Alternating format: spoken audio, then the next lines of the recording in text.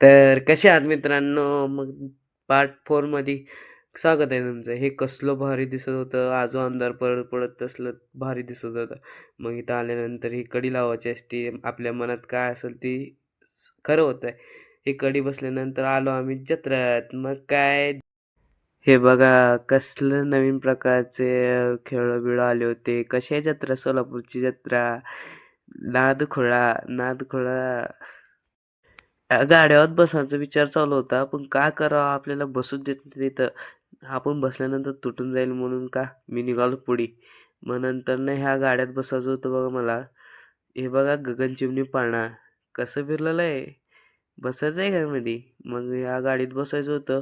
मी पाय खुरडू रडलो, पण मला कोण बसू दिलं नाही बघा. बघा कसं फिरते. माझं लरूडच येऊ लागलं बघा. नंतरनं गेलोय पुढे. मग आजी काय म्हणते मला, तुझ्या बायकोला घ्यायचंय का मंगळसूत्र म्हणे. मग नंतरनं पुन्हा